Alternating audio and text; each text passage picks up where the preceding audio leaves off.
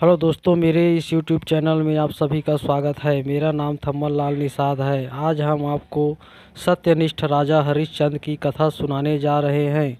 इस कथा को ध्यान से सुनिएगा। चलिए इस वीडियो को स्टार्ट करते हैं। यह प्राचीन काल की बात है। सूर्यवंश में त्रिशंकु नाम के बड़े राजा हुए थे। वह अयोध्या के राजा थे। उनके पुत्र का नाम हरिश्चंद्र था। महाराज त्रिशंकु के पश्चात हरिश्चंद्र अयोध्या के राजा बने। महाराज हरिश्चंद्र सत्यवादी थे। उन्होंने अपने जीवन में कभी झूठ नहीं बोला था। वह बहुत बड़े धर्मात्मा भी थे। वह अपना वचन पूरा करने के लिए कुछ भी कर सकते थे।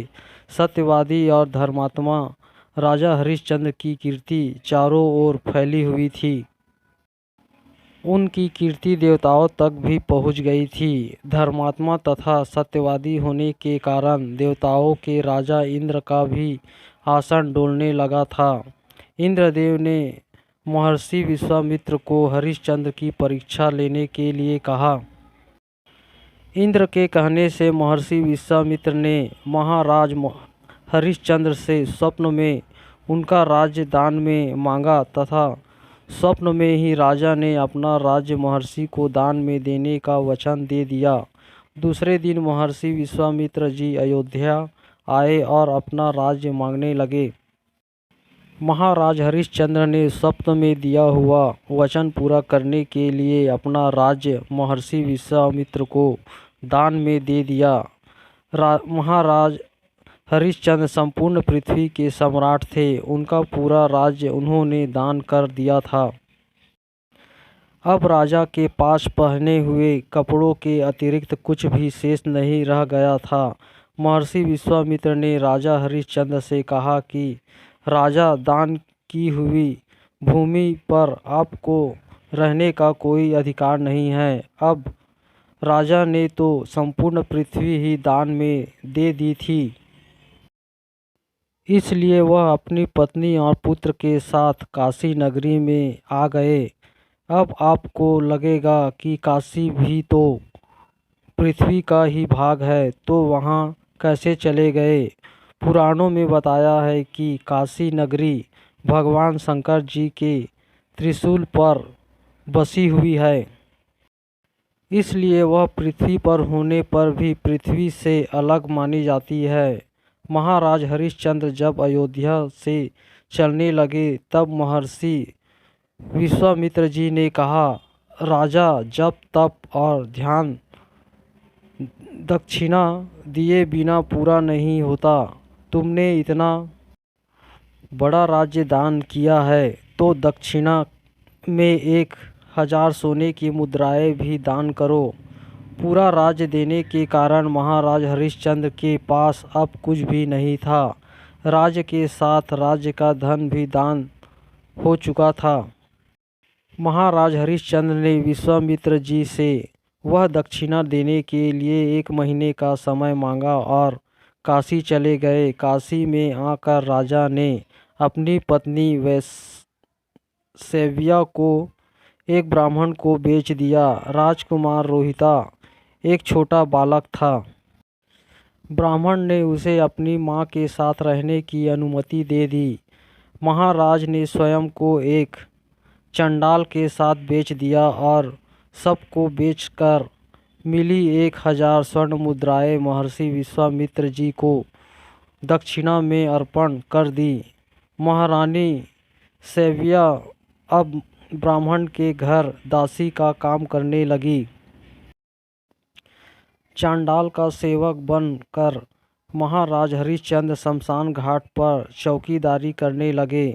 चांडाल का कार्य होता है शमशान घाट पर लाए हुए शव को जलाना तथा उसके परिजनों से कर अर्थात शुल्क लेना। चांडाल ने महाराज को शमशान में लाए जाने वाले शवों के परिजनों से कर अर्थात शुल्क लेने का कार्य सौंपा।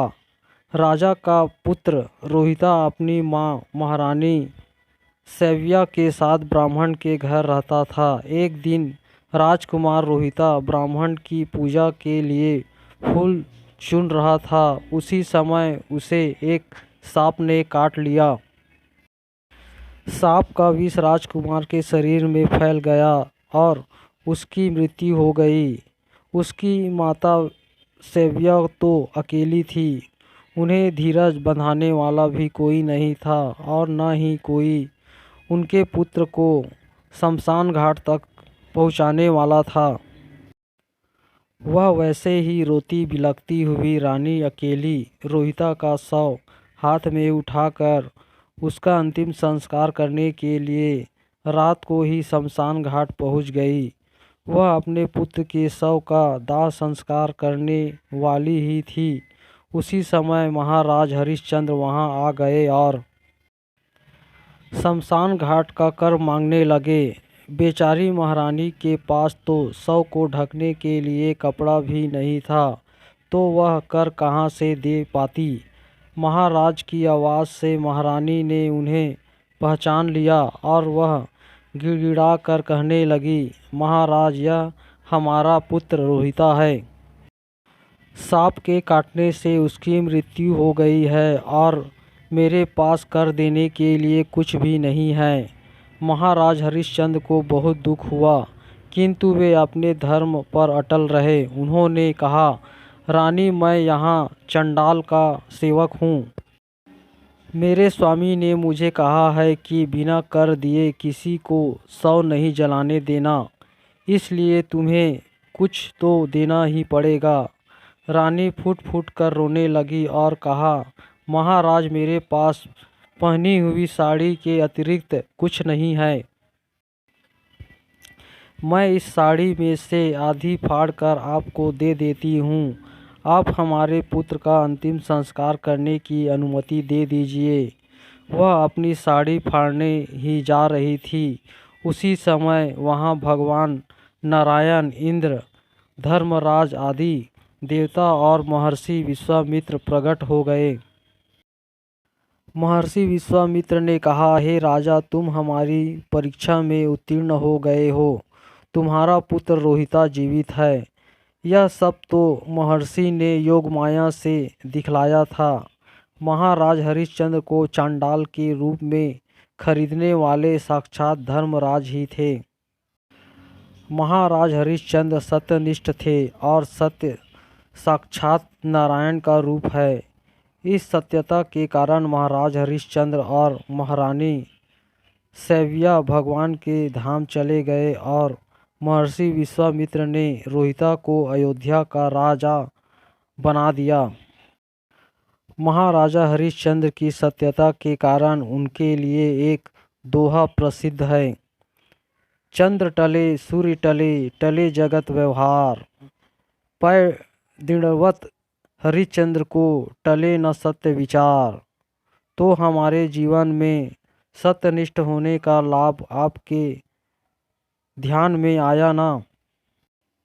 हेलो दोस्तों, आपको यह महाराज हरिश्चंद्र की कहानी कैसी लगी मुझे कमेंट्स करके बताइएगा। अगर आप मेरे इस चैनल पर नए हो तो मेरे इस चैनल को लाइक, शेयर और सब्सक्राइब कर दीजिएगा और बगल का बेल आइकन ऑल पर सेलेक्ट कर दीजिएगा, जिससे मेरे हर वीडियो की नोटिफिकेशन आपके पास सबसे पहले पहुंचेगा, क्योंकि मैं इसी प्रकार का वीडियो बनाता हूं।